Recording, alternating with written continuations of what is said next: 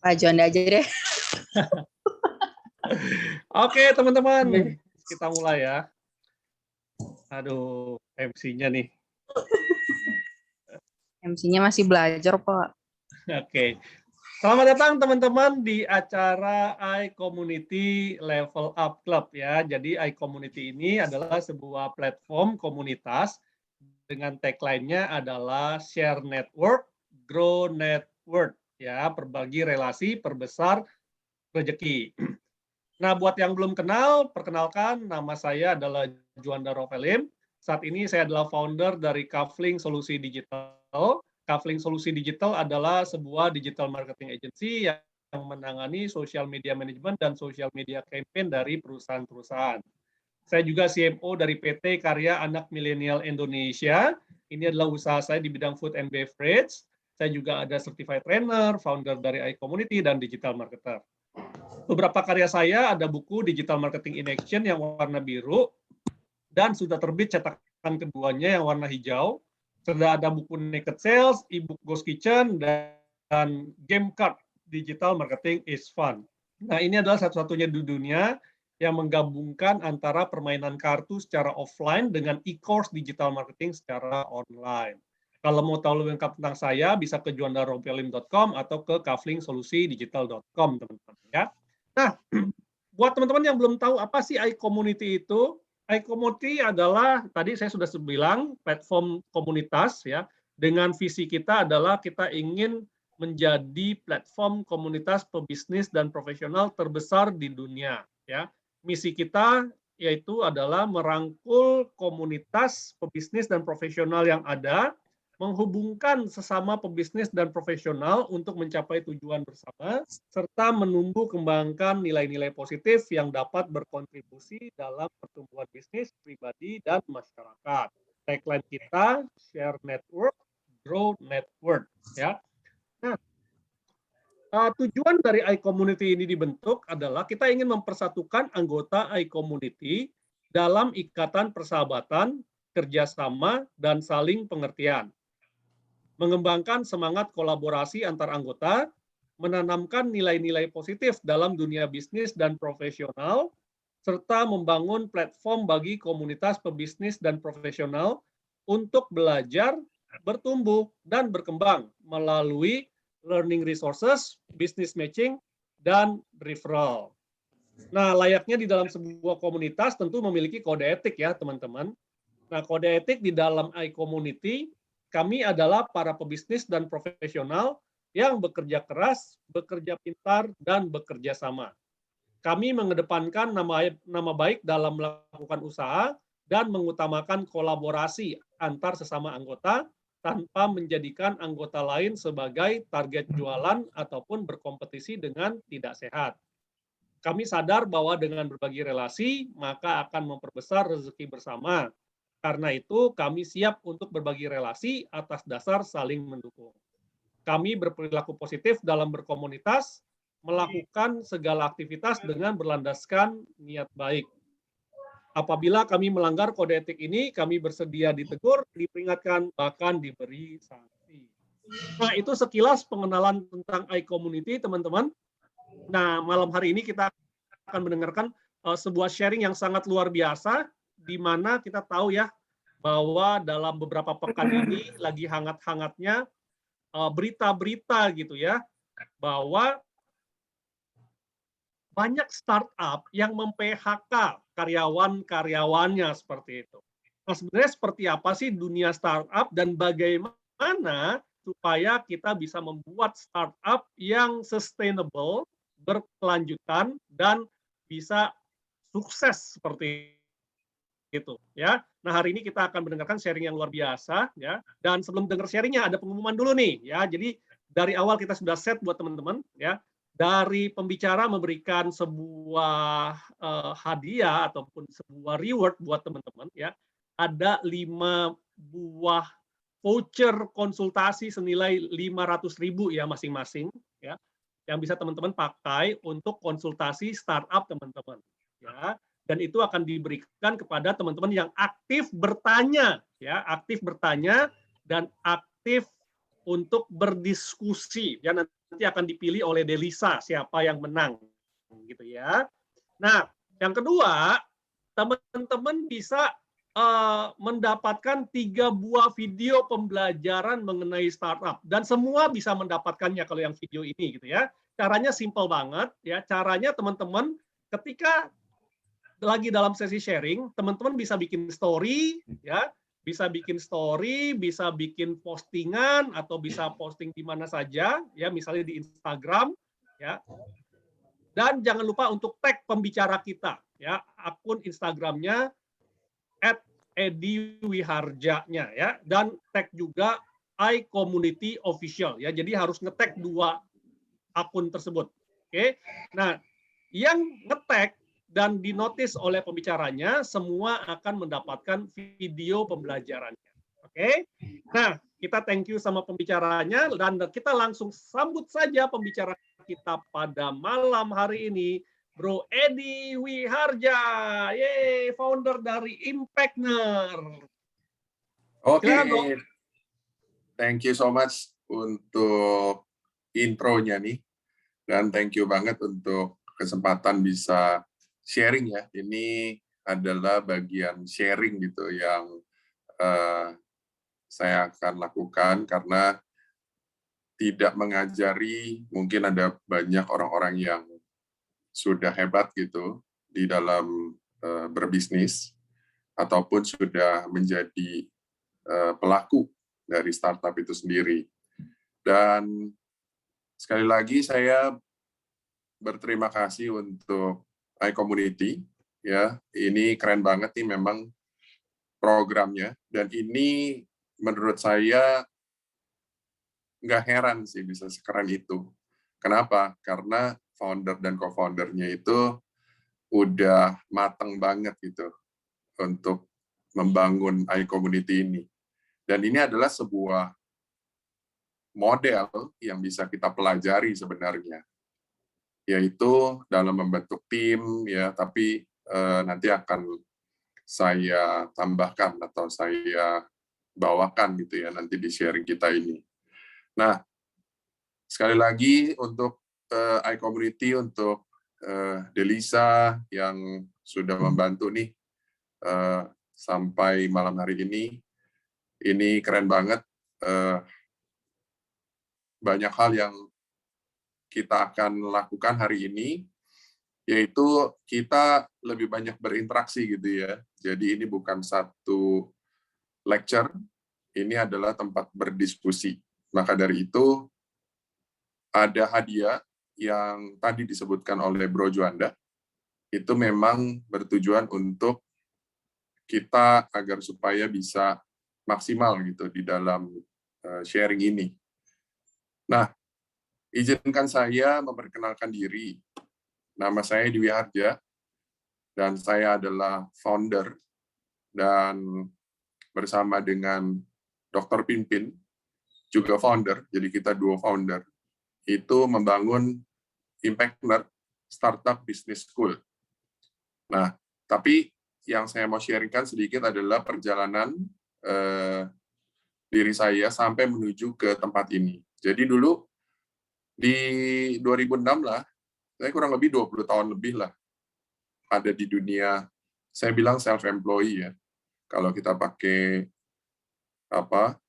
formatnya Robert Kiyosaki. Jadi self-employee itu saya pedagang mana? Pedagang glodok gitu. Itu dari 2006 sampai 2010. Nah, di situ pekerjaannya sebagai pedagang. Pedagang itu keren-keren sih. Saya punya teman-teman tuh kungfunya luar biasa tuh di glodok. Dan sejak itu ada transformasi sebenarnya di mindset saya. Nah, maka dari itu saya mulai untuk lompat jadi entrepreneur gitu ya. Nah, ini di tahun 2010 saya mulai journey entrepreneurship saya. Nah, saya bagi di 3 tahap itu, yaitu adalah tahap knowledge sebagai student lah. Sebagai student, kemudian kita main di seminar, bootcamp, macam-macam lah. Nah, mungkin itu sebuah tahapan yang harus kita lakukan gitu ya, agar kita bisa sampai sekarang ini gitu. Walaupun kalau dibilang hebat, wah masih banyak lah yang lebih hebat. Nah, kemudian masuk di dalam tahap namanya skill, yaitu sebagai eksekutor, di mana eksekutor ini saya masuk di dalam program akselerator dari IdeaBox. IdeaBox itu gabungan antara Indosat, Ooredoo, Telco, dengan venture capital yang bernama Kejora. Masih ada sampai sekarang venture capitalnya, tetapi Indosatnya sudah menutup IdeaBox akselerator, dan saya masuk di dalam akselerator batch kedua. Kompetisinya susah, itu nggak bisa dibeli, nggak bisa bayar, itu hanya melalui kompetisi dari 300 peserta yang keren-keren, keluarlah kurang lebih sekitaran 30-an, dan kita diadu 2 hari di dalam satu hackathon, ya, kurang lebih seperti itu, dan akhirnya ada 6 startup yang terpilih, dan saya salah satunya. Dan itu di tahun 2014 sampai 2016. Saya bersyukur kita dipilih karena pada saat itu kita bisa mempresentasikan satu ide yang sebenarnya kurang hebat pada saat itu, kurang keren pada saat itu. Idenya apa? 11-12 dengan Gojek. Kita buat antar.id, yaitu kurang lebih similar dengan Gojek. Dan pada saat itu Gojek belum meluncurkan aplikasi pertama kali. Dan saya ingat ada 3 pemain besar, termasuk Gojek, yang 2 itu sudah besar, yaitu si Grab dan Uber. Jadi pas 2014, kita bikin, masuk di bootcamp, kemudian masuk di battle-nya itu ya, ojek-ojekan begitu, dan muncullah ketiga giant itu, dan itu sangat luar biasa sekali perjalanan tersebut. Dan kemudian saya harus sudahin cerita itu karena satu giant luar biasa lawannya, ini 3 giant.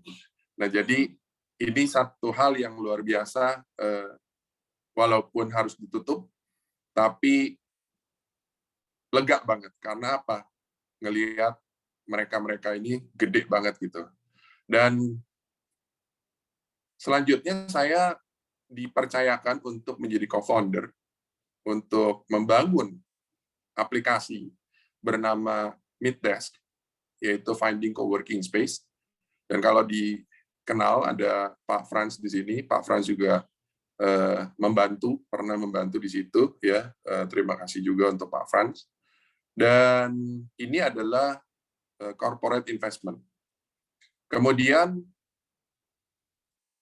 saya dipercayakan lagi untuk membangun namanya IP Activator, yaitu di Plaza Semanggi tempatnya, dan itu adalah inkubator. Dulu kita punya aplikasi namanya Meetdesk, nggak punya coworking space-nya. Jadi dengan adanya di IP Activator, di mana di dalamnya ada namanya IP Space, sekarang saya mempunyai coworking space dengan konten, yaitu IP Activator, sebagai inkubator dari startup. Itu kurang lebih di 2018 sampai 2020. Pandemik, semua harus berakhir gitu ya. Dan di tahap attitude, nah ini adalah tahap attitude nih, yaitu di mana naik level gitu ya, sebagai coach dan sebagai mentor, kemudian membangun bisnis konsultan bernama S-Runners, kemudian bersama dengan bro Dr. Pinpin Bakhtiar, itu membangun Impactner Startup Business School. Dan kemudian dipercayakan lagi oleh Gen untuk memegang license agar bisa menerapkan Startup Huddle di Indonesia. Dan starting dengan Startup Huddle Jakarta, dan acara yang kemarin kita lakukan hybrid, offline dan online, itu luar biasanya founder iCommunity menjadi pembuka acara hybrid di acara @Amerika di Pacific Place, tapi itu lakukan hybrid. Tapi kitanya berada di Pacific Place dan kemungkinan besar bulan depan kita akan ada di sana. Dan kalau sekarang belum kita bisa announce siapa yang akan jadi presenter, tapi ini welcome untuk orang-orang yang mau tampil mempresentasikan atau sharing tentang bisnis startupnya di acara tersebut. Dan acara itu adalah acara yang gratis, tetapi tidak bisa langsung pilih, karena ada beberapa kriteria yang diberikan agar supaya bisa tampil di sana. Dan perjalanan terus berlanjut, yaitu bagi saya untuk mengembangkan karir di dunia startup. Nah, seperti yang tadi disampaikan oleh Bro Juanda, ya bahwa hari ini kita ada hadiah, gitu. Hadiah 5 orang pemenang yang aktif bertanya ketika nanti saya melontarkan pertanyaan ataupun minta jawaban atau kita berdiskusi lah ya. Dan memang saya batasin ini one-on-one coaching khusus untuk para pengusaha atau siapapun yang ada di sini. Ini yang mau membangun startup. Jadi ini adalah satu hal yang Impactner bisa berikan sebagai support untuk entrepreneur, khususnya startup yang ada di Indonesia. Dan dilakukan pastinya melalui via online, dan ini one-on-one meeting, durasi meetingnya itu, coachingnya itu 1 jam, kurang lebih itu. Dan tadi 3 video learning, ini adalah satu seri pembelajaran sebenarnya, ada 30 video, yang dimana ini adalah video pembelajaran dari Impactner. Dan kita ambil 3 yang akan kita berikan kepada teman-teman semua yang tadi tag, kemudian posting kegiatan hari ini, dan kemudian tag kita berdua gitu ya, dan juga bisa komen di IG-nya saya, edi.wiharja, mungkin nanti bisa dibantu untuk diberikan informasinya. Dan oke, ini ada hal yang saya mulai untuk interaksi ya. Nah, ini tolong dibantu nih di dalam mencatat atau memilih nanti agar supaya kita ini bisa dapat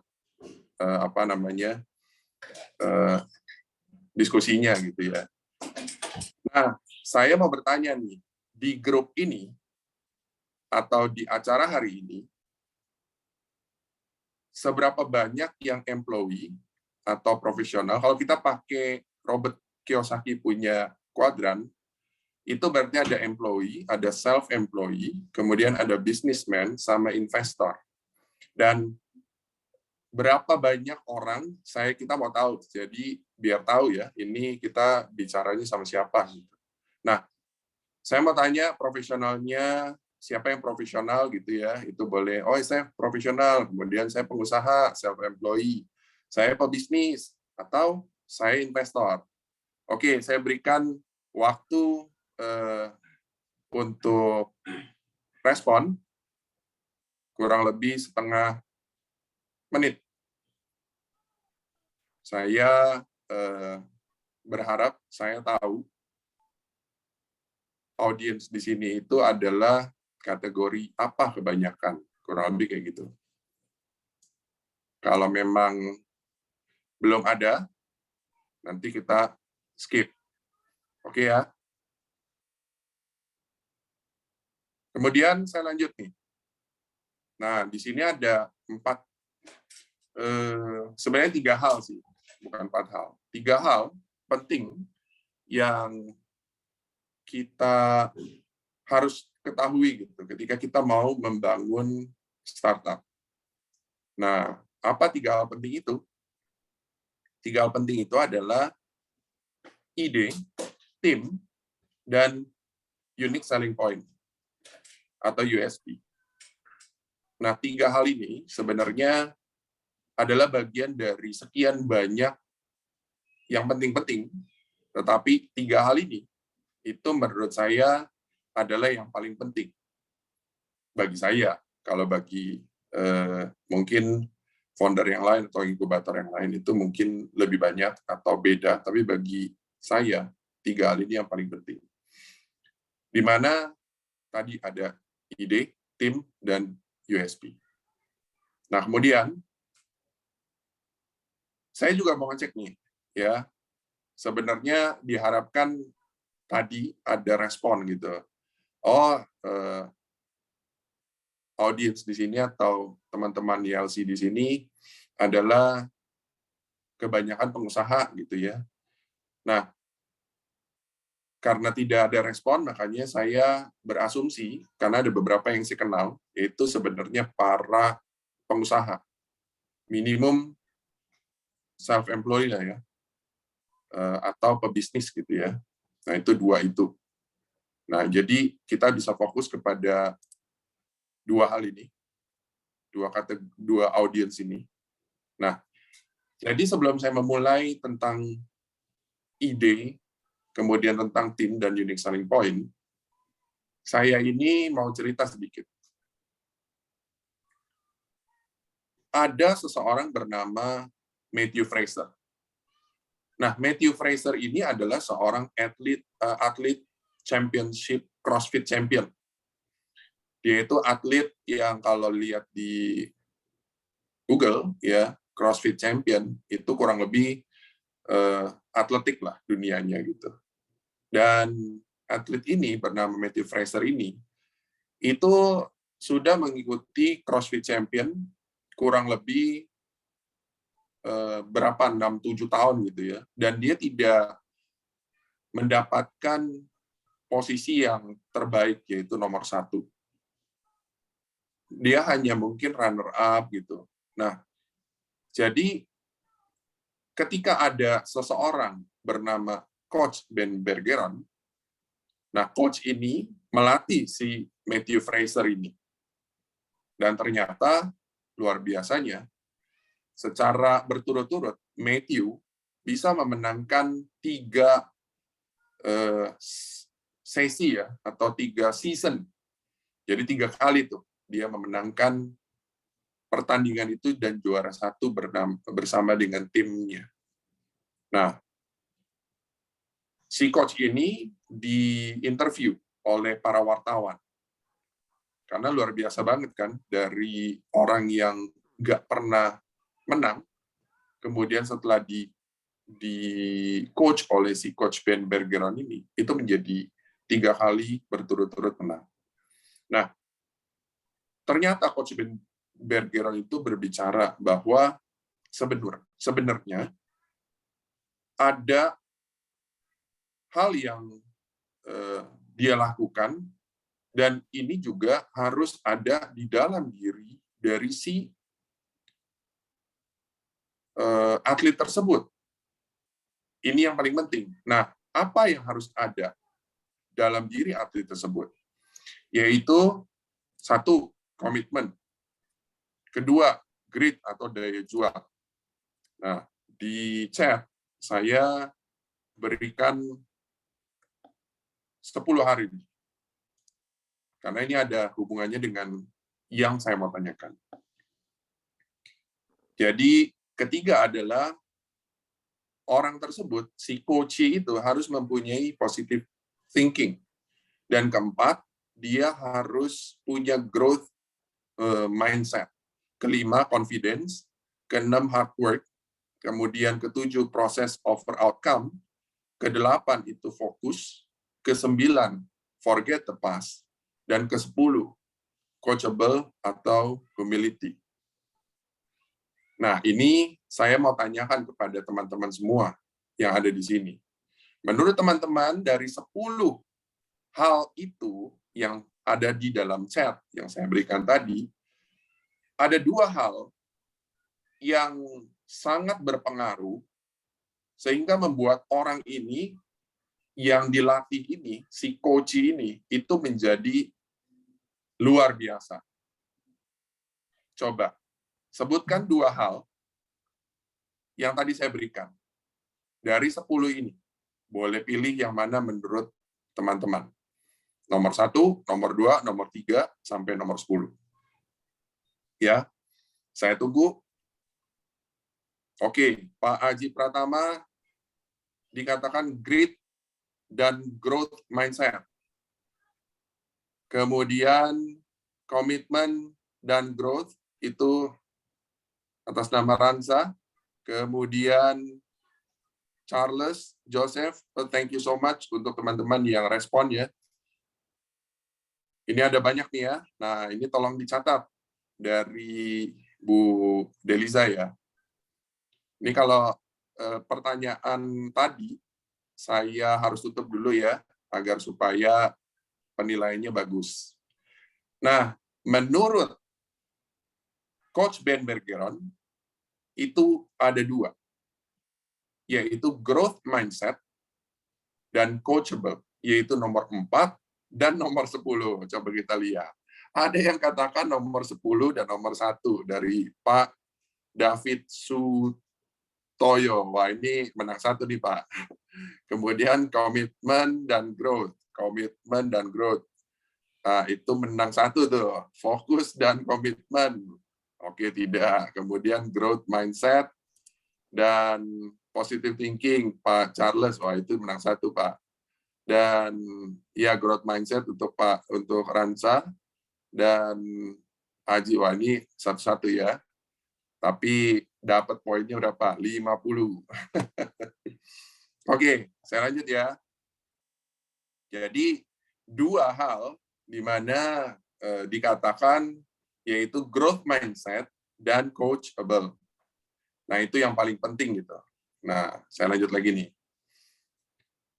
Tadi itu adalah sedikit intermezzo untuk membawa kita agar kita mengerti bahwa sebenarnya dunia bisnis itu sama dengan dunia atlet. Seorang pengusaha atau seorang founder itu sebenarnya harus sama-sama mempunyai hal tersebut seperti seorang atlet. Nah, sekarang saya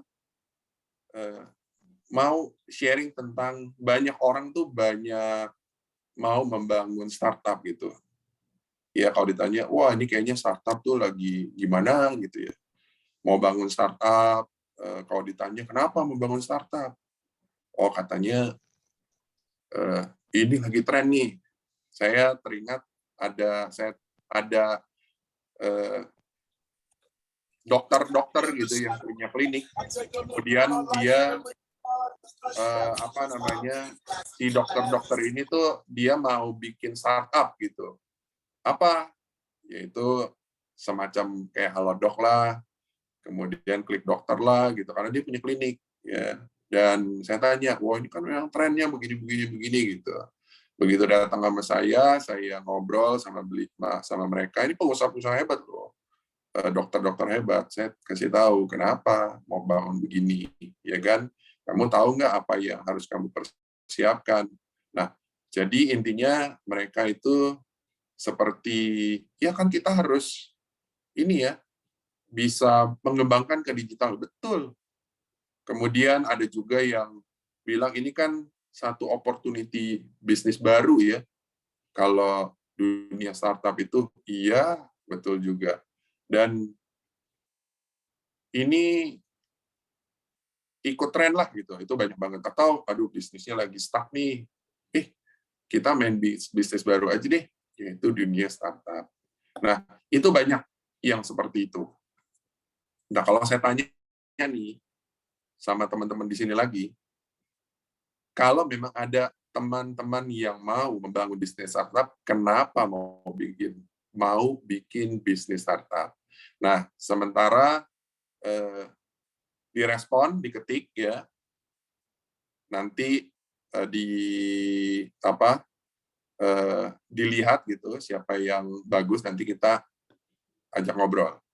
Kemudian sebenarnya saya lanjut nih.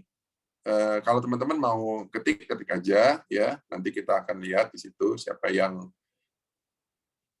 ketikan paling oke. Oke, Pak Charles Joseph katanya kebutuhan dan permasalahan dari masyarakat. Oke, thank you Pak. Kemudian Ransa Primero, karena ada potensi sebagai problem solver. Oke.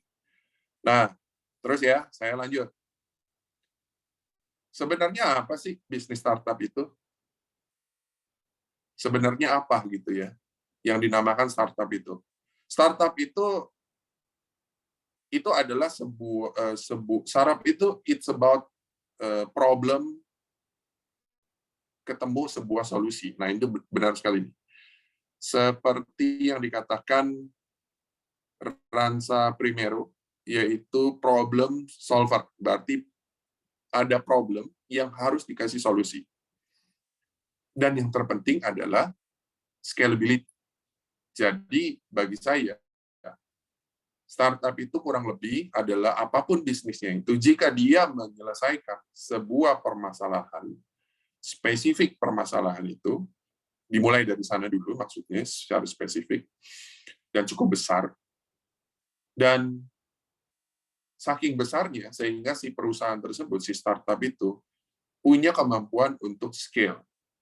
Jadi ada banyak yang ternyata hanya menyelesaikan persoalan, itu size-nya nggak besar.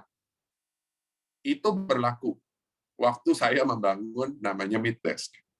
Pada saat saya membangun Middesk, aplikasi, pada saat itu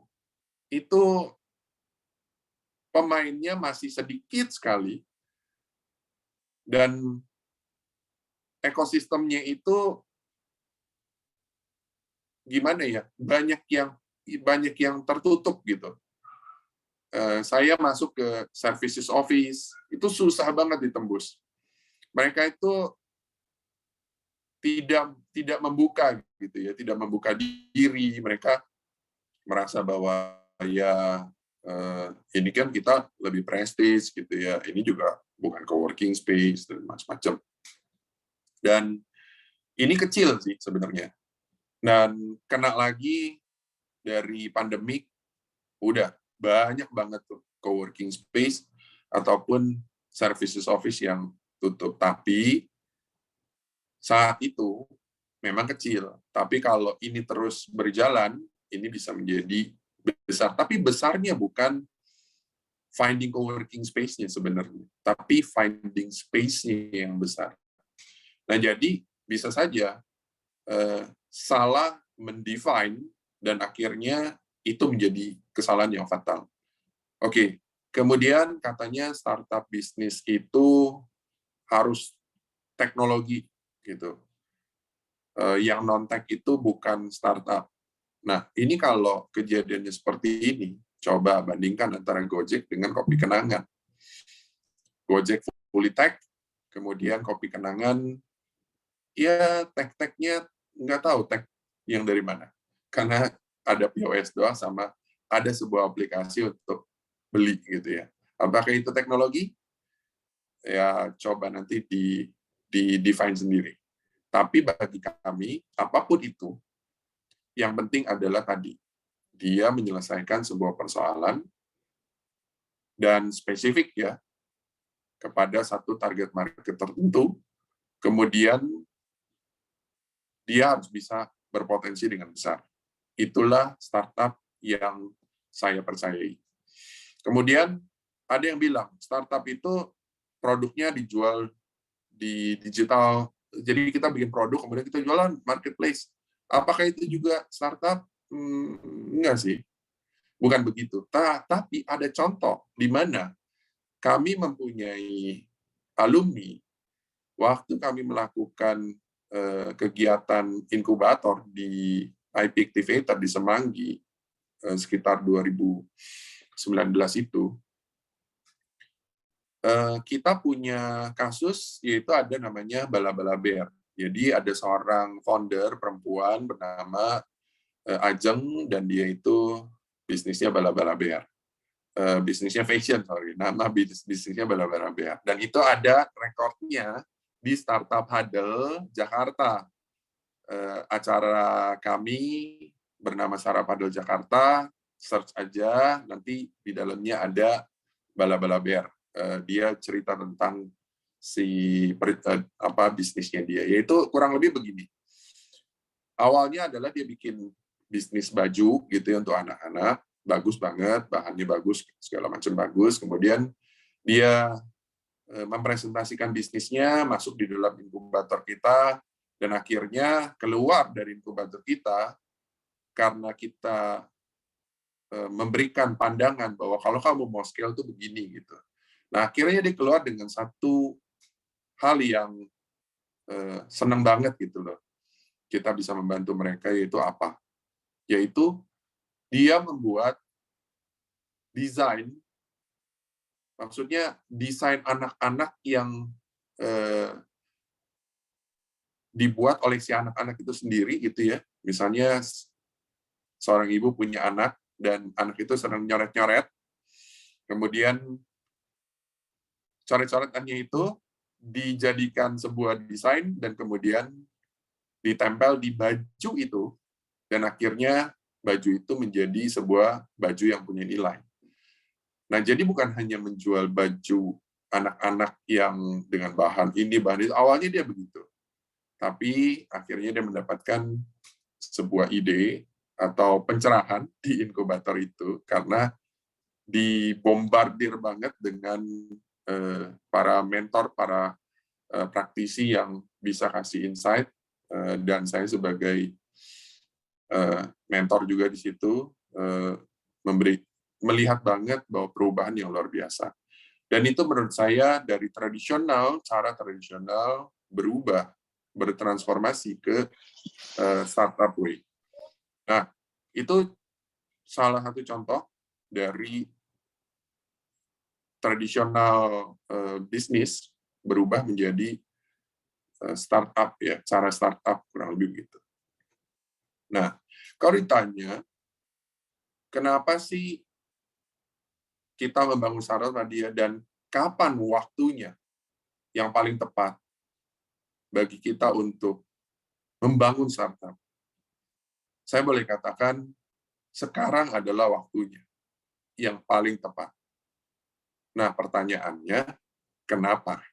Ini saya tanya lagi kepada teman-teman semua. Coba ketik saja, menurut teman-teman, kenapa sekarang adalah waktunya yang terbaik itu untuk membangun startup?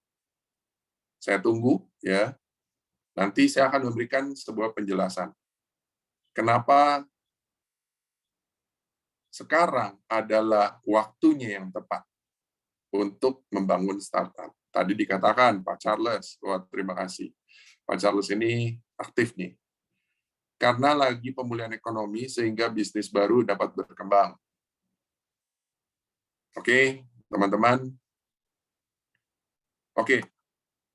Dan penjelasannya gini, penjelasannya itu ekosistem sudah teredukasi dengan baik dan dari government maupun swasta.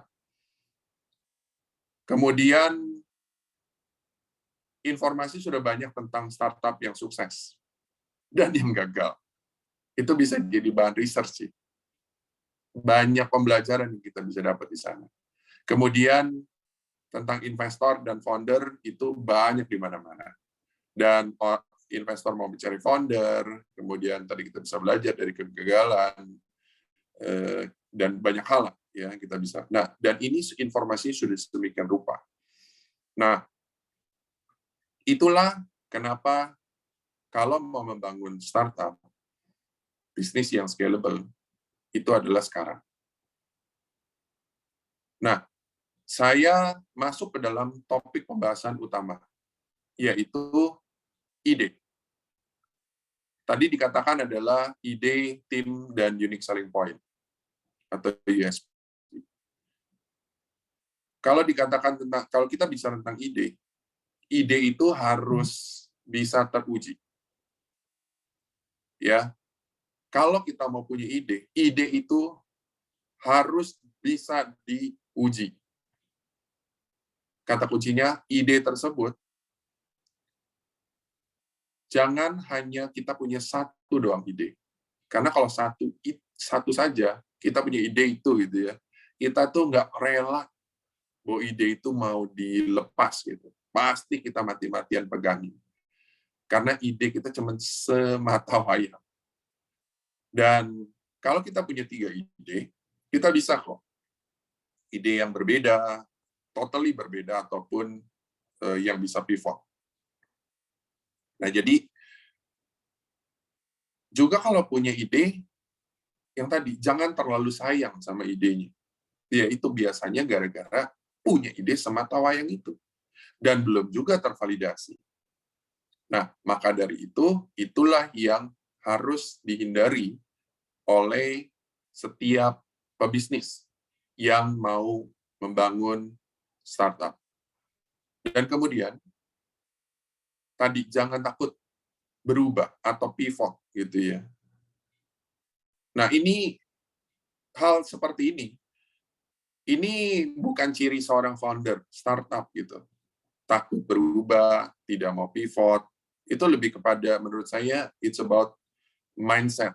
Mindset-nya itu fixed mindset, bukan growth mindset. Karena kalau orang yang punya growth mindset, dia akan cari jalan keluar. Karena setiap persoalan, itu pasti ada jalan keluarnya. Dan di startup, setiap problem, itu ada solusinya dan menjadi opportunity. Dan kemudian, true fact-nya, yaitu senang nggak senang, pivot itu adalah teman baiknya startup. Jadi nggak ada startup yang nggak pivot.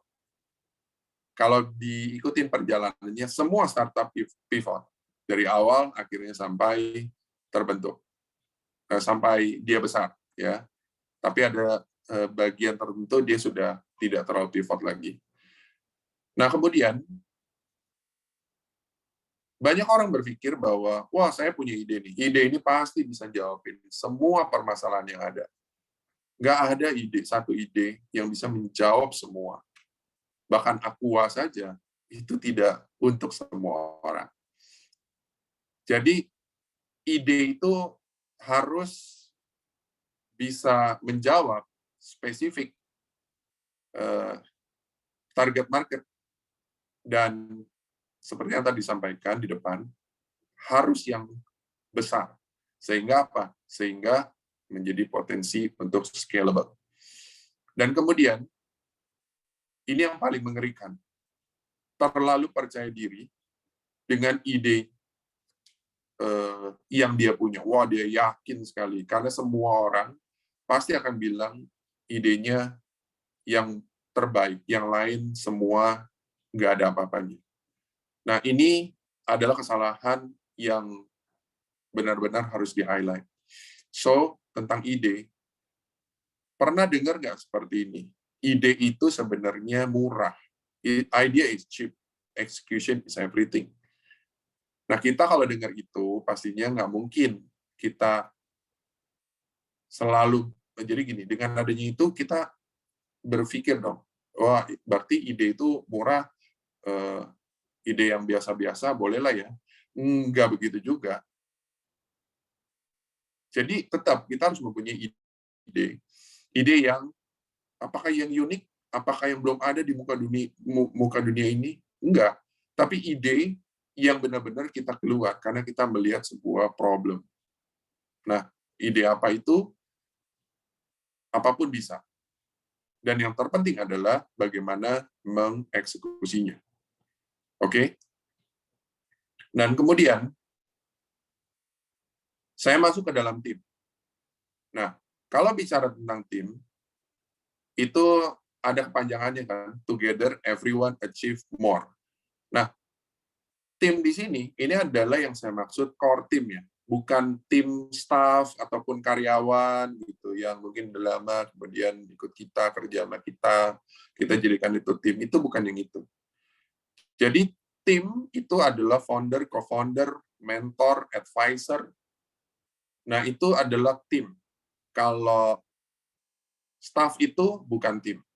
Nah, jadi sebelum saya lanjut tentang tim, ya, saya mau berinteraksi lagi sedikit, yaitu kriteria apa sih sebenarnya kalau kalian mau mencari seorang founder? Kalian mau cari seorang founder nih, seorang co-founder atau seorang mentor gitu ya. Co-founder deh yang paling mantep ya. Kalau mentor mungkin nggak terlalu seru. Tapi co-founder. co-founder itu kalian cari kriterianya apa aja sih, coba diketik ya. Nanti kita lihat hasil ketikannya sama nggak gitu responnya. Oke, kalau dari saya itu yang paling penting tentang tim, yaitu adalah kita harus ketemu, menemukan kekuatan dari tim tersebut yang berbeda dengan kita. Saya memakai contoh yaitu DISC. Nah, ini sudah banyak nih ya, Pak Charles, Pak David, dan Ransa. Nah, saya terus ya. Jadi, rekrut tim itu harus adalah tim yang berbeda dengan kita. Dan saya pakai tools DISC, Dominant, Influence, Steadiness, Compliant. Nah, itu aja mungkin yang saya pikir harus penting tentang tim. Jadi, saya pikir ini kalau di korporasi harusnya sudah mengerti ya tentang hal ini. Tapi di startup itu penting sekali. Karena kalau sama-sama si visioner nih dua-duanya, wah ini nggak kerja-kerjaan. Atau sama-sama nggak enakan gitu ya. Kamu dulu lah, kamu itu juga bahaya. Jadi harus punya komposisi yang kurang lebih melengkapi 3 perbedaan. Dan kalau dalam rekrut tim itu benar-benar harus dijabarkan garis besar role dari tim tersebut. Ini paling capek sebagai seorang founder, harus sebenarnya dia mendeskripsikan atau menjabarkan job dari orang-orang yang dia mau jadikan sebagai co-founder. Tapi itulah kerennya seorang founder ya, dengan segala macam persoalan dia harus mampu memberikan role yang memastikan bahwa role-nya itu ada para co-founder-nya. Dan kemudian tadi saya sampaikan harus mengisi kekurangan satu dengan yang lain. Dan kemudian cari co-founder itu pastinya itu harus yang bisa meng-counter yang tadi perbedaan tersebut. Kemudian tadi dikatakan visioner, betul. PR founder ini membuat visi, misi, goal yang clear. Itu nggak gampang. Aku sudah ketemu, saya pernah jadi, dan saya ketemu orang, kita tanyain itu nggak gampang. Tapi itu mesti ada. Nah, maka dari itu, visi, misi, dan goal yang clear. Ini bisa menjadi sebuah dasar kita merekrut orang. Karena ketika kita clear, maka kita presentasi tentang ide kita kepada investor juga sama. Kalau kita punya pitch deck yang clear gitu ya, itu bisa benar-benar menarik gitu loh untuk si investor, co-founder, bahkan untuk para calon pelanggan. Nah, kemudian pastinya harus ada chemistry ya. Jalanin dulu, baru pacaran dulu deh, PDKT pacaran dulu, baru bikin akte gitu loh. Jangan main dikit-dikit bikin akte, sebaiknya tidak, karena nanti ribet kalau udahannya. Dan saya yakin para pengusaha pasti tahu, lebih gampang bikinnya, udahinnya itu ribet gitu. Dan pastinya harus transparan. Nah, berbicara tentang transparan, di sini ada 8 poin penting yang harus kita bicarakan. Visi misi ini benar-benar harus dibicarakan ketika mau merekrut co-founder. Benar-benar di depan harus kita obrolkan sedemikian lugas. Kalau memang nggak kena, udah mendingan nggak usah diterusin. Gitu loh. Tapi kalau masih ada chemistry, mungkin bisa jalan gitu ya. Visi misinya sama nih misalnya. Oke, jalan terus. Cek lagi value dan filosofi tentang hidup dari orang tersebut, itu juga mesti kita tanyakan. Dan kita harus jelas ya, kata-kata sukses itu atau goal kita itu sebenarnya kalau kita itu berhasil ngapain gitu loh. Kurang lebih begitu. Dan kemudian pastinya kita harus tahu target pasar customer segment yang kita mau masuk di mana. Kalau itu tidak clear juga jadi masalah. Dan yang paling penting adalah siapa yang mengambil keputusan. Dan ada juga bicara tentang tadi role dan ya job desk lah ya kurang lebih. Dan itu penting sekali agar supaya pembagian tim ini menjadi apa ya, sama-sama kerja. Kan kalau startup itu mungkin 2 atau 3 orang gitu dan ngerjain banyak, dan itu kalau nggak dibagi gitu ya, itu akan jadi chaos gitu, nanti akhirnya salah-salahan. Nah, inilah tugasnya seorang founder yang benar-benar mau merekrut orang dan bukan dari teman SD-nya, teman atau keluarganya gitu, bisa saja ketemu di perjalanan gitu ya. Saya yakin founder dan co-founder dari iCommunity sama. Saya juga di Magna dengan Dr. Pimpin juga sama gitu. Kita bukan teman yang teman SD gitu ya. Kita ketemu as a, pertemanan dan akhirnya bisnis dan ya berkembang lah. Bukan hanya sekedar bisnis saja, tapi menjadi brother lah, kurang lebih seperti itu. Dan yang paling ribet lagi itu persoalan saham. Nah, ini harus diomongin gitu ya.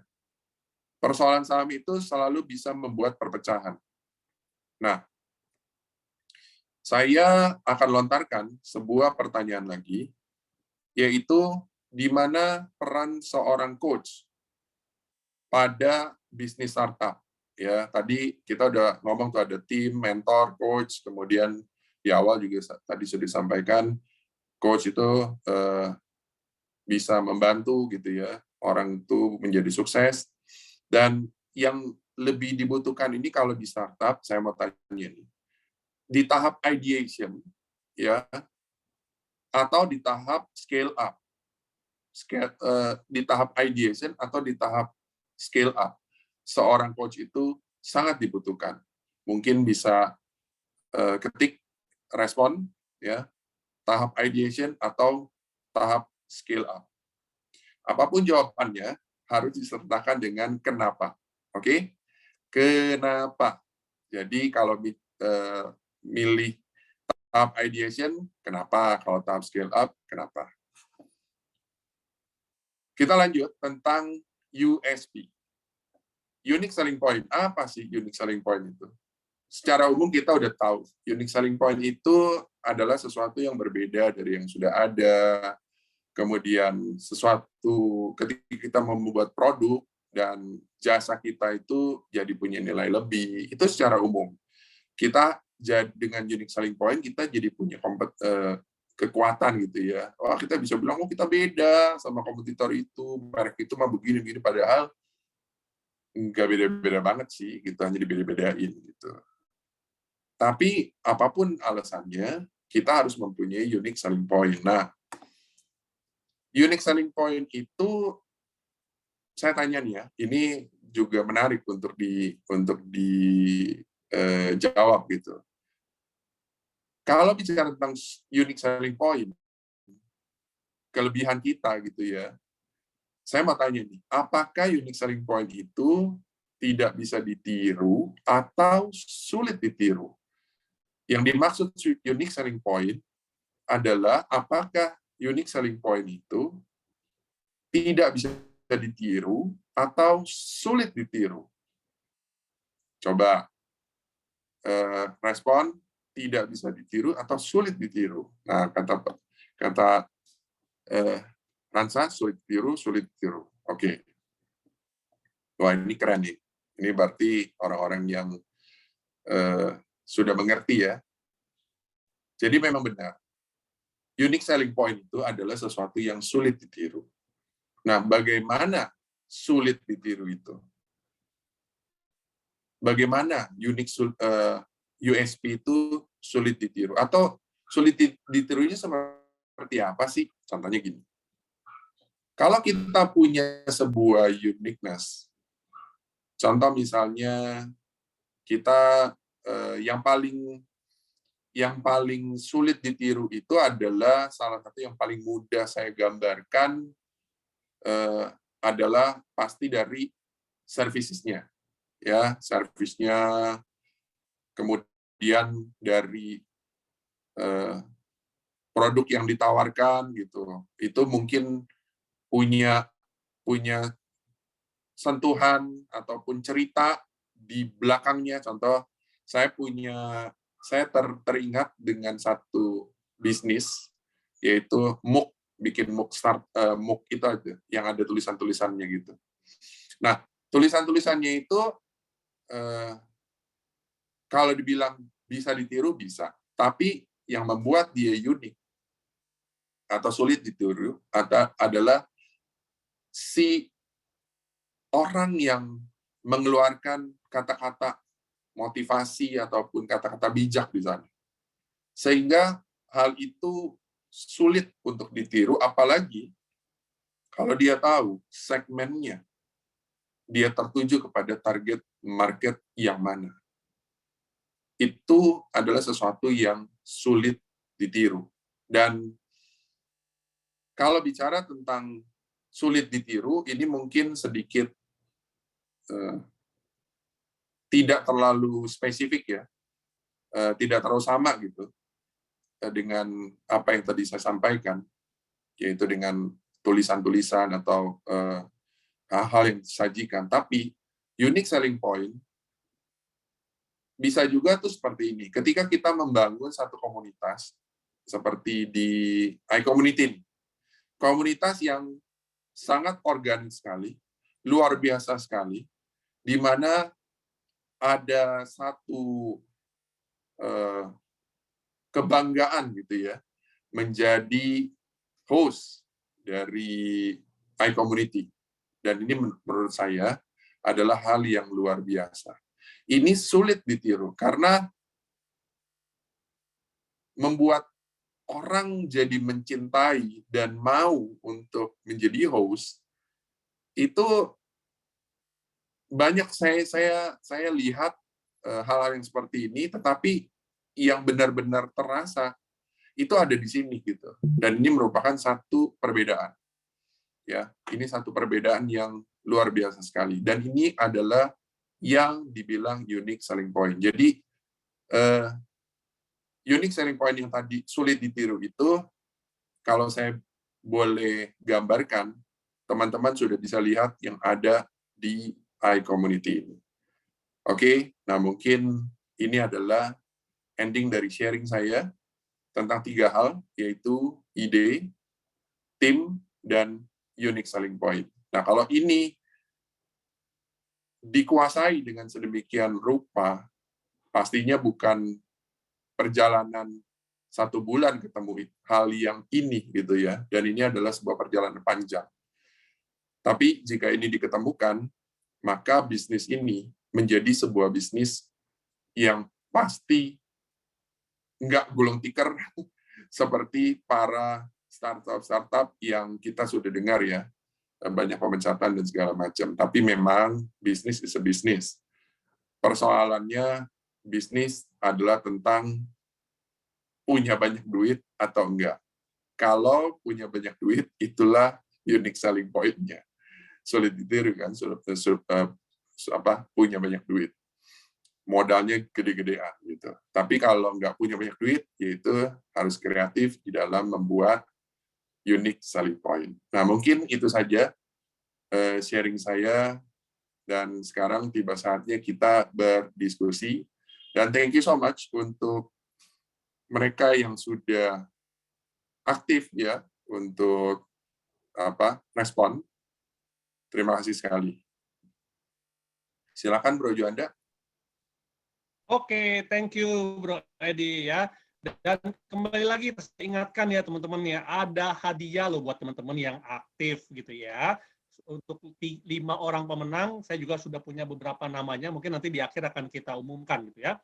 Nah, buat teman-teman yang masih juga mau mendapatkan hadiah, ya ada 3 video loh. Ada 3 video mengenai startup yang teman-teman bisa dapatkan secara cuma-cuma ya. Caranya gimana? Caranya cuma teman-teman bikin aja konten, bisa berupa story ataupun feed di Instagram teman-teman ya. Dan di-post serta di-tag ke Instagramnya Coach Edi Wiharja ya, @edi.wiharja, dan tag ke iCommunity Official ya. Nanti kalau teman-teman sudah post dan sudah di tag, videonya akan di DM langsung ya oleh Coach Edi ya. Oke ya, jadi 3 video tentang building innovation team, brewing project idea, dan tentang public speaking. Nah, 3 hadiah tuh. Oke. Nah, buat teman-teman silakan yang mau bertanya boleh nanti raise hand kalau mau diskusi, nanti saya akan panggil namanya, kemudian kita bisa diskusi. Atau kalau teman-teman mau tulis di chat, nanti saya bantu bacain seperti itu ya. Nah, ini ada pertanyaan nih dari Pak Ives nih. Apakah startup itu harus willing untuk bakar uang promosi jor-joran? Nah, ini lagi seru nih ya tentang bakar uang gitu. Nah, lagi rame banget ya Pak. Oke, bakar uang ya. Saya Yes. pernah dimarahin tuh sama mentor saya. Apa bakar uang? Bukan bakar uang, invest namanya. Jadi kata-katanya bukan bakar uang, tapi invest.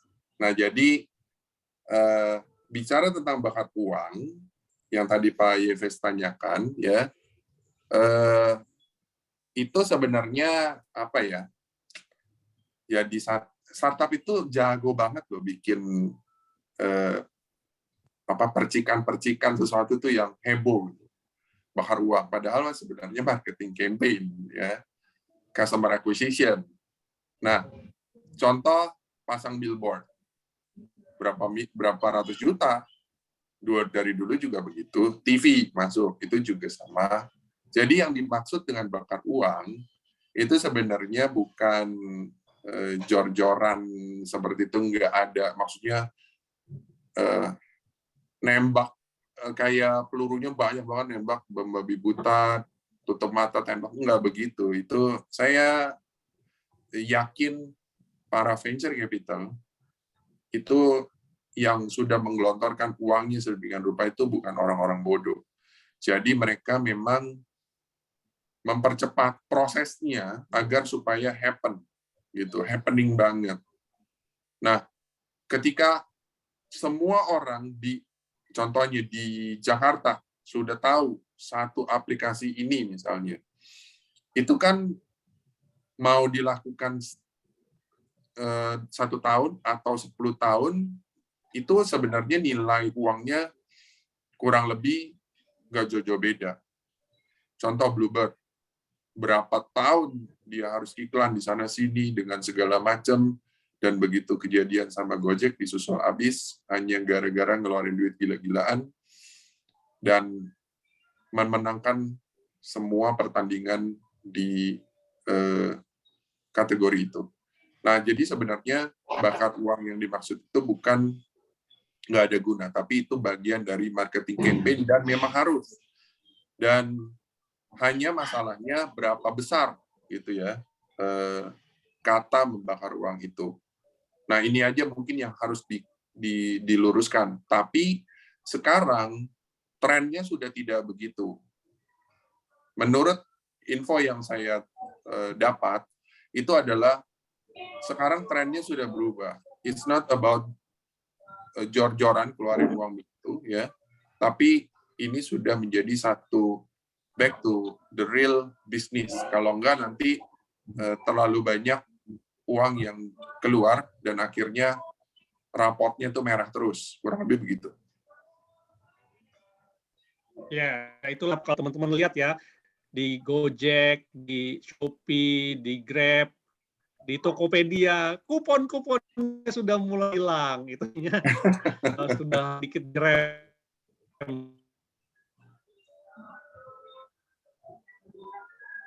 Oke. Nah, ada pertanyaan gini dari Pak Edi, kiat-kiat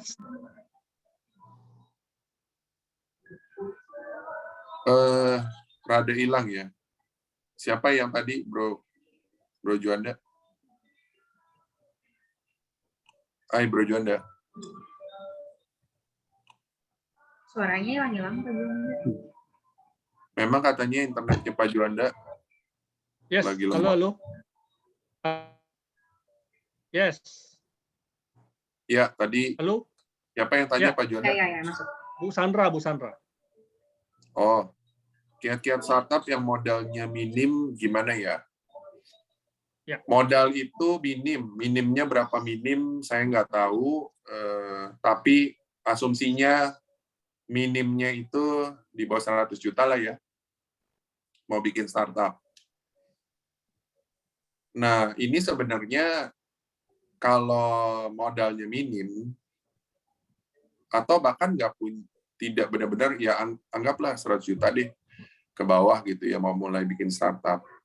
Sebenarnya banyak jalur di mana bisa membuat startup dan akhirnya mendapatkan pendanaan ataupun mendapatkan uang untuk bisa dikembangkan gitu ya. Contohnya adalah satu, mengikuti kompetisi. Kedua, ikut di dalam program inkubator. Kemudian ya contoh kayak Telkom, kemudian banyak banget sekarang kalau mau cari gitu ya, inkubator, kemudian kompetisi gitu. Nah, kalau bicara tentang kompetisi itu yang tidak ngambil saham kita itu kebanyakan dari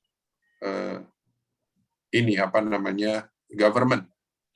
Nah, jadi yang paling gampang adalah startup yang modalnya minim itu dibangun dengan mengikuti kompetisi demi kompetisi, dan kalau sering menang kompetisi atau sering terlihat, itu sebenarnya potensinya besar untuk diinvest sama investor. Nah, persoalannya yang mengikuti kompetisi itu juga bukan sedikit, tapi banyak gitu. Dan ini harus mempunyai sebuah ide dan tim yang kuat, dan ada ciri khas gitu ya, sehingga tidak dia lagi, yaitu startupnya mungkin, saya mau bikin marketplace, marketplace untuk apa? Untuk barang-barang antik gitu misalnya, bagus sih tapi nggak besar gitu, kemudian itu sulit, dan hal-hal yang seperti itu berat untuk ngikutin kompetisi. Nah, kompetisi itu lebih kepada hal-hal yang lebih, contoh misalnya metaverse gitu ya sekarang. Nah, ini kalau lagi menuju ke sana gitu ya, ini lagi senang-senangnya nih gitu. Nah, jadi hal-hal yang seperti itu, atau benar-benar keluar sesuatu yang kreatif gitu, apapun itu. Dan kemudian kalau dibilang benar-benar modalnya minim banget, caranya menurut saya adalah harus bisa dengan cara apa? Yaitu dengan cara itu,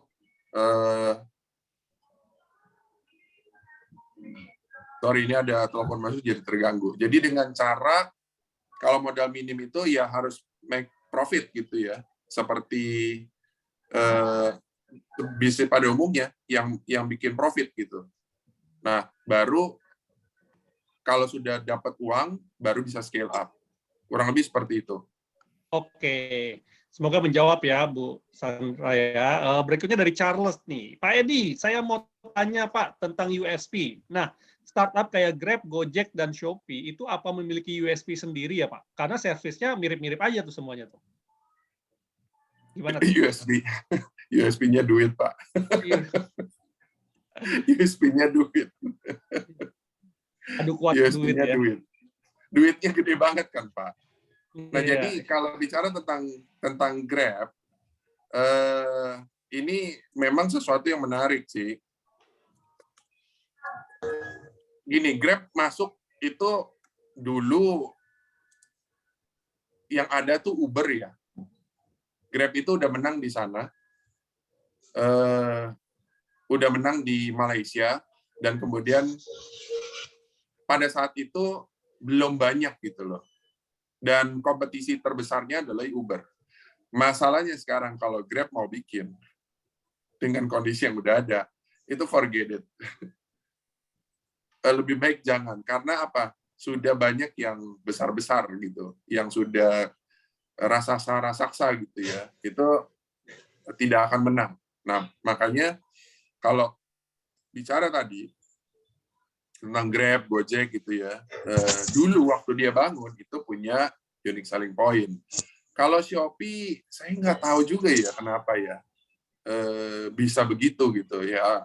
Itu saya nggak bisa kasih jawaban. Tapi yang saya tahu bicara tentang banyaknya uang itu menjadi sesuatu yang luar biasa gitu. Nah mungkin yang saya lihat dari Shopee itu memang menarik banget sih. Ada Shopee, wah di dalamnya itu cukup lumayan menarik gitu ya.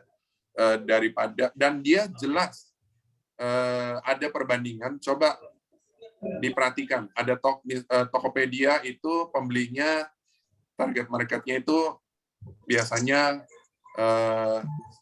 beda-beda dengan Bukalapak gitu loh. Kemudian Shopee itu kebanyakan perempuan-perempuan gitu. Jadi itu dia bikin satu diferensiasi ya, dan dia perkuat dengan hal-hal yang ada di Shopee tersebut. Tapi kalau Grab sama Gojek, menurut saya unique selling point yang dia punya pada saat itu adalah create the whole team driver ojek itu yang di mana-mana, dan dia bikin sebuah story. Kalau Gojek itu keren banget sih. Dia bikin sebuah story. Ini anak bangsa gitu ya. Itu kenapa saya tahu banyak, karena remember saya buat antar.id waktu Gojek belum banyak banget di Jakarta. Di paling cuman di Blok M ya kalau nggak salah, di headquarter-nya mereka. Tapi selebihnya nggak terlalu banyak. Dan ada waktu rekrutmen gede-gedean tuh di GBK ya kalau tidak salah. Nah itu campaign yang dikeluarkan tuh sedemikian rupa luar biasa, dan memang eksekusi dari si foundernya itu sih yang nggak main-main. Dia connect dengan pemain-pemain besar di sini, dan itu menjadi satu unique selling point dia. Jadi kalau bicara misalnya gini, saya anak presiden gitu ya, misalnya, unique selling point saya apa? Ya saya anak presiden. That's it. Itu nggak bisa dihindarin gitu ya. Nah, jadi kalau bicara kita bukan siapa-siapa, unique selling point kita yaitu harus menciptakan satu terobosan atau kreativitas, bisa yang diingat gitu ya. Orang tuh tahu gitu, setiap kita sebut hal tersebut, mereka itu tahu, mungkin dari nama, kemudian dari services yang diberikan. Ya kalau mau yang paling, menurut saya yang paling di depan mata, ini yang sedang dilakukan sama iCommunity. Oke. Nah ini karena waktu juga ada tinggal 10 menit lagi, quick question dan quick answer nih Pak Edi ya. Coach Edi. Nah dari Pak Arjo, apakah startup sebaiknya berbentuk PT dengan hanya satu karyawan mengikuti peraturan baru? Kalau enggak, kenapa? Apakah cuma boleh satu aja deh jadiin startup deh gitu? Sebenarnya startup itu yang pakemnya gitu ya, itu 2-3 orang. Ada CMO, CTO, CEO gitu. Dan kemudian kalau sendiri, wah itu berbahaya, dan kalau cuma staff doang tidak recommended. Karena dia akan yes boss. Kalau Anda adalah seorang foundernya dan dia adalah staff Anda, dia akan yes boss. Dan Anda masuk jurang, dia nggak berani ngomong apa-apa. Jadi kalau bicara komposisi tim itu seperti itu. Kalau PT, kalau saya lebih memilih kita sebaiknya jangan membuat PT terlebih dahulu sampai kita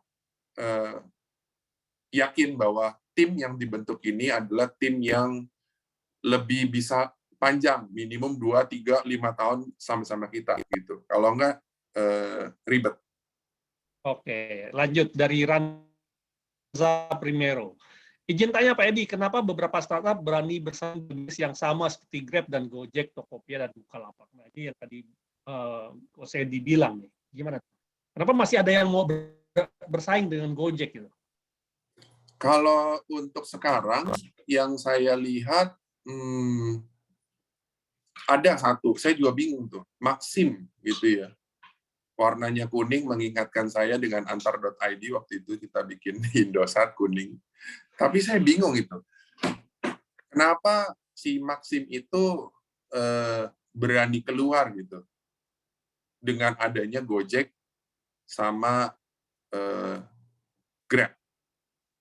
Nah, ini biasa. Ini saya tidak bisa menilai itu ya kenapanya. Tapi biasanya banyak orang yang mau membuat sesuatu yang berbeda agar supaya diakuisisi. Itu satu.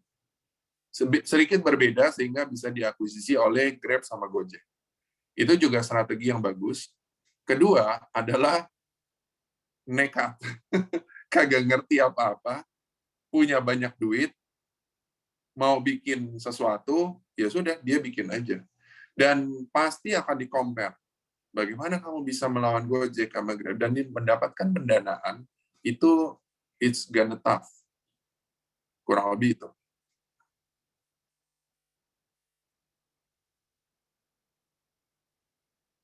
Ya, Bro Juanda. Mungkin tadi sinyalnya Oke, lagi jelek. lanjut nih, dari Pak. Pak Boni nih. Boleh Delisa dibacain Oke, Pak boleh. Boni. Dari Pak Boni Novianto. Apakah kalau kita membangun startup dengan berkolaborasi dengan startup lain yang satu visi dan misi lebih mempercepat? Atau kita membesarkan startup kita sendiri? Atau bagaimana? Ada saran nggak dari Pak Edi nih? Oke. Sarannya adalah lebih baik join forces, collaboration. Hari gini, kalau kita bikin segala sesuatunya sendiri, itu udah bukan zamannya. Superman aja mati, dibangkitin sama Batman dan teman-temannya, gitu loh. Dan itu satu cerita yang mewakili kondisi sekarang. Kolaborasi itu adalah hal yang luar biasa. Saya belajar dari satu pebisnis.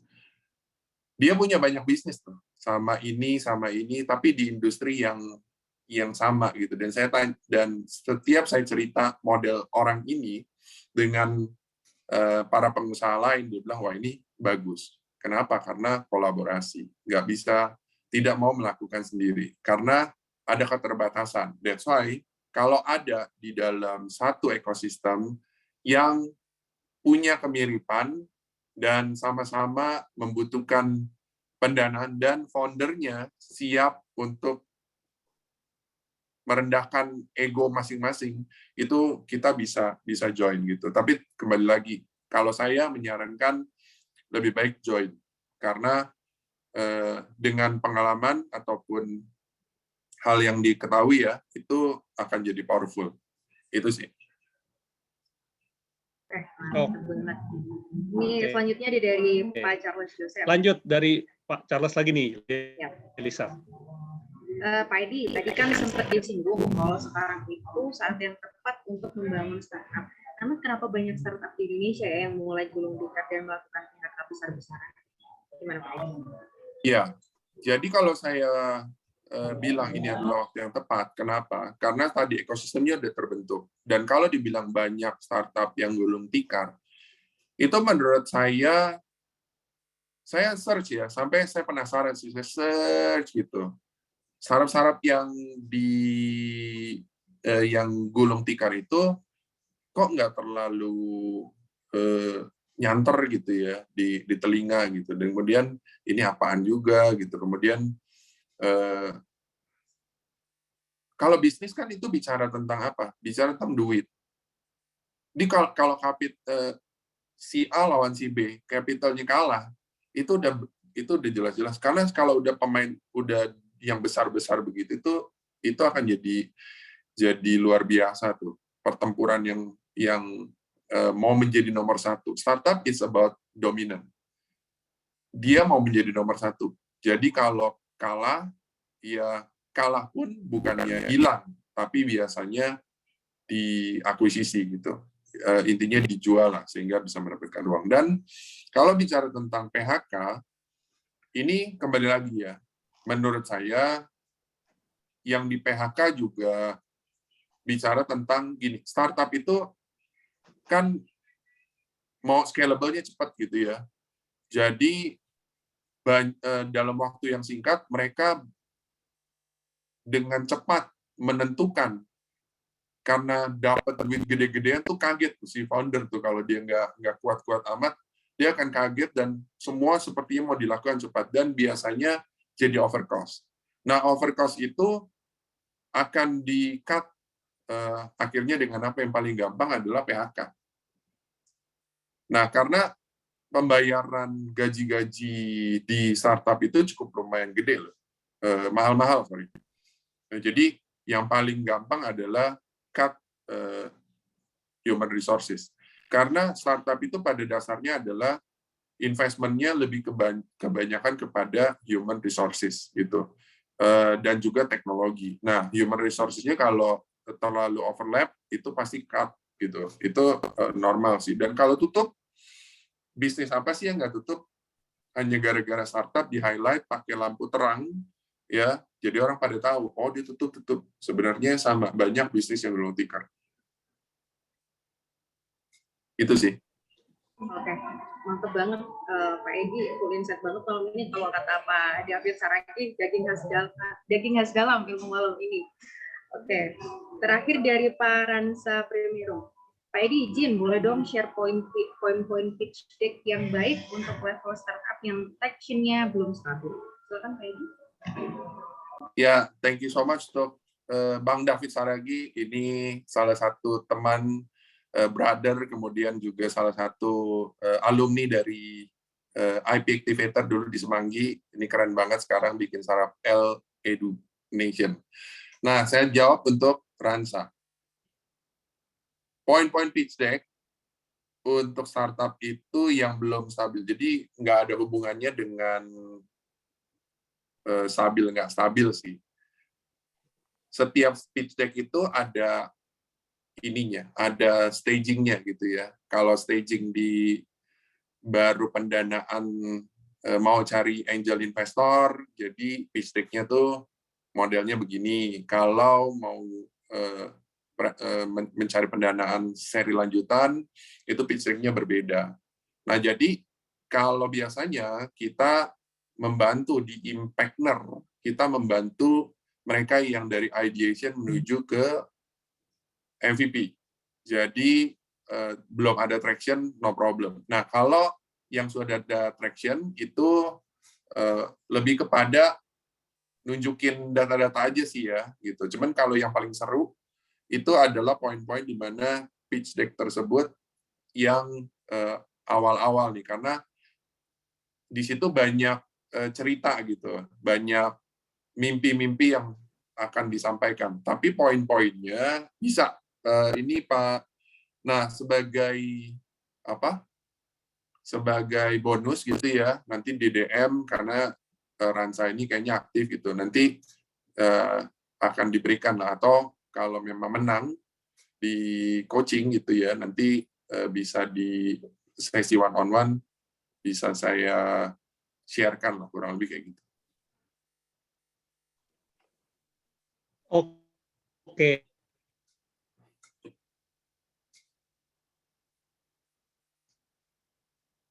Ya, Bro Juanda. Kayaknya sinyalnya Pak Juanda nggak ini deh, nggak stabil ya. Sinyalnya jelek.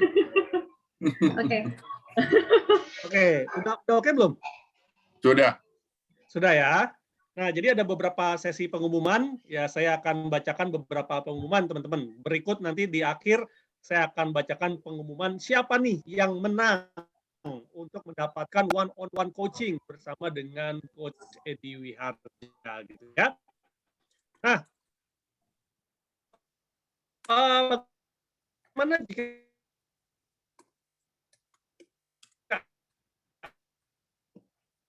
ada cara yang murah dan mudah untuk mengembangkan network dan kesulitan dalam mencari relasi bisnis, kehabisan daftar nama dalam memperkenalkan bisnis dan produk Anda, tidak tahu cara memulai komunikasi dengan pebisnis dan profesional, serta bingung cara mengembangkan bisnis ke seluruh Indonesia. Jika Anda pernah mengalami masalah-masalah di atas, maka Anda tidak perlu bersedih, karena Anda tidak sendirian. Sebab masalah di atas terjadi pada sebagian besar pebisnis. Dan jika Anda sudah melakukan segala macam upaya seperti misalnya ikut seminar motivasi, ikut kelas workshop, ikut berbagai macam komunitas, ikut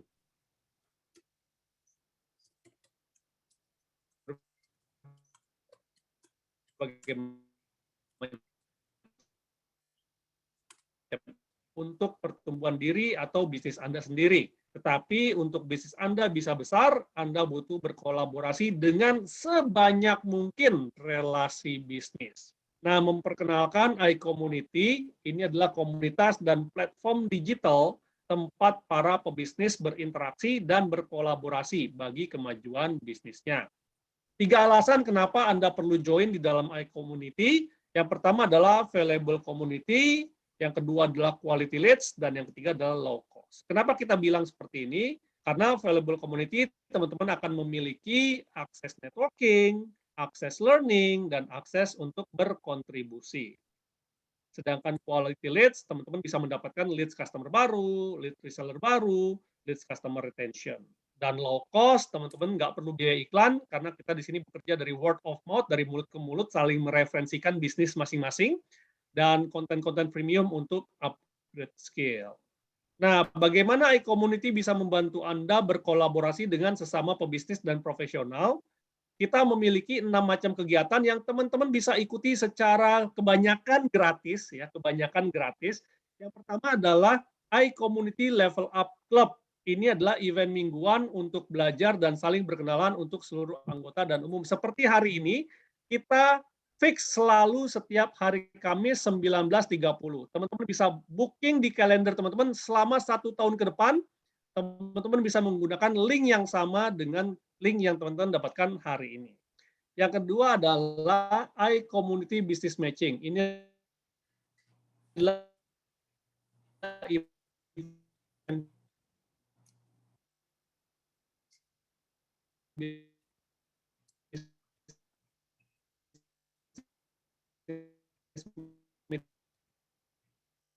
rutin untuk mengenal pebisnis dan profesional dan temu untuk penjajakan berkolaborasi. Dan kalau udah cocok, lanjut ke tahap keempat, yaitu iCommunity Refer a Business. Di mana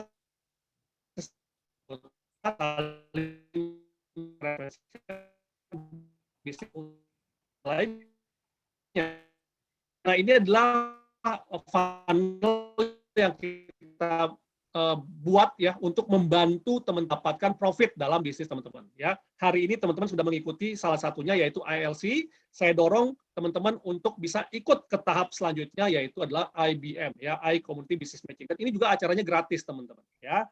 Terus kemudian juga ada iCommunity One-on-One Meeting dan terakhir iCommunity Refer a Business. Ini adalah sebuah step yang kita sudah susun dan kita sangat yakin dan sudah terjadi banyak di referensi bisnis yang ada di dalam iCommunity. Dan ketika itu terjadi, profit teman-teman saya yakin akan menjadi tambah besar dan prosesnya teman-teman bisa ulang setiap minggu, setiap bulan ataupun setiap tahun. Bahkan untuk IBM kita udah hampir setiap hari teman-teman ya, teman-teman bisa ikutin acaranya. Nah, untuk minggu depan, ILC minggu depan ya kita akan belajar bagaimana mentransform bisnis Anda dari one man operation tadi ditanyakan ya sama Pak Arjo gitu ya. Bisnis untuk 1 orang aja, bikin PT 1 orang aja atau kita mau menjadi 10x team ya, base operation. Jadi kita membangun tim untuk melipat gandakan 10 kali lipat seperti itu ya. Jadi teman-teman bisa menggunakan link yang sama. Teman-teman nggak usah mendaftar ulang, gunakan aja link yang sama dengan yang teman-teman lakukan hari ini. Dan juga untuk mengikuti business matching teman-teman ya, untuk minggu depan kita punya jadwal ada Pak Ives ya, dari Rumah Panel Surya ya, hari Senin CEO dari PT Landmark Eksa Abadi Digital itu hari Selasa 14 Juni jam 8 malam. Teman-teman bisa ikutin business matching-nya dengan mengakses di iCommunity ya, ini websitenya teman-teman bisa akses, langsung aja klik join meeting-nya seperti itu.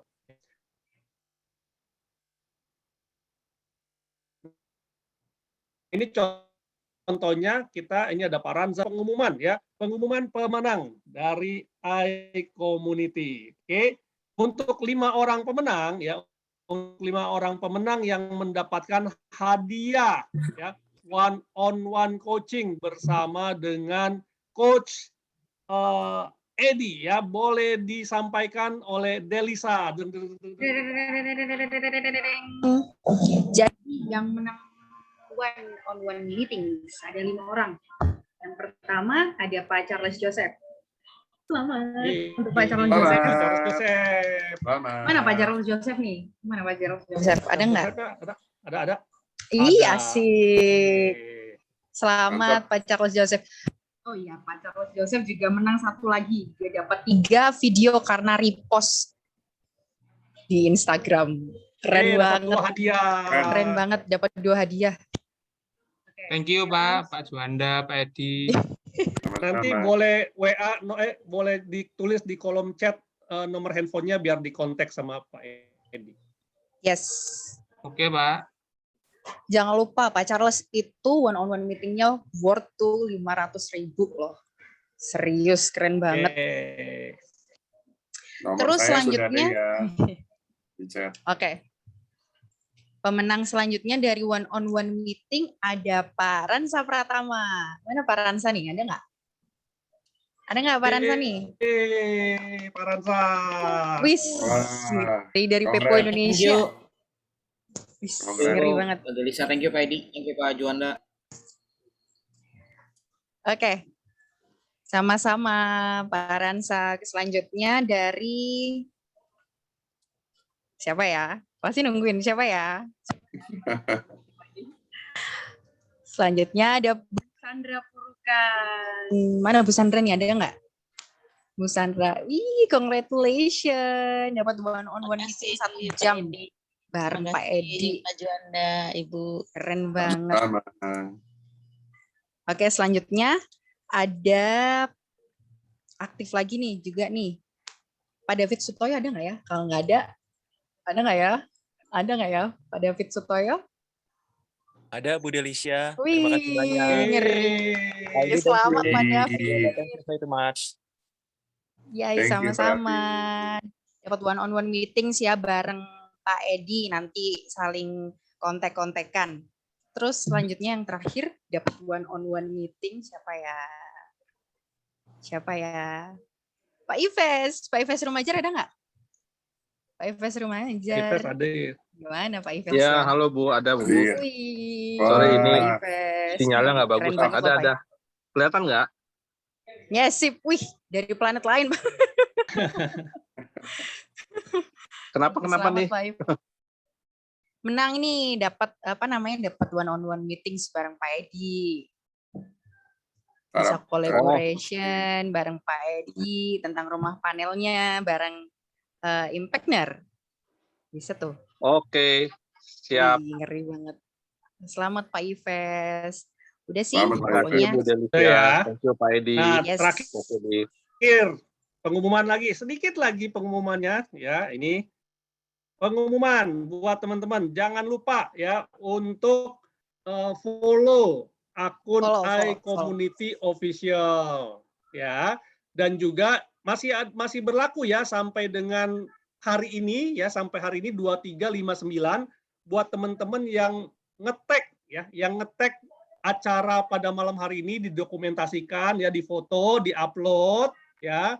Terus di-tag ke Instagramnya Coach Edi Wiharja dan Yes. di-tag ke Instagramnya iCommunity Official, teman-teman akan mendapatkan 3 buah video ya yang akan Yes. di DM langsung oleh Coach Edi. Oke. Dan jangan lupa juga untuk subscribe YouTube kita di iCommunity.id. Dan terakhir, thank you. Kita akan tutup dengan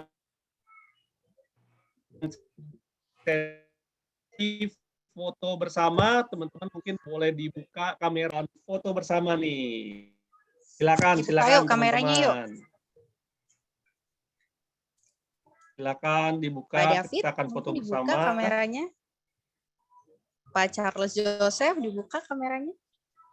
Foto dulu yuk. Oke ya, kita akan foto ya dalam hitungan 3, 1, 2, 3. Yeay, terima kasih Pak Edi, dan dengan Thank berakhirnya you. acara Thank you, pada Pak malam Juanda. hari sama atas sharingnya yang sangat luar biasa. Thank you so Silakan. much, teman-teman. Thank Terima you Pak Edi kasih sharingnya, teman-teman thank you sudah Pak Juanda, aktif. thank you. Terima kasih, Bos. Thank you semuanya. Thank you. Thank you. Oke, Thank you. thank you semua. Jadi Sampai DM ketemu ya. di event berikutnya minggu depan. Bye-bye. Jangan lupa ya. Bye. Ya.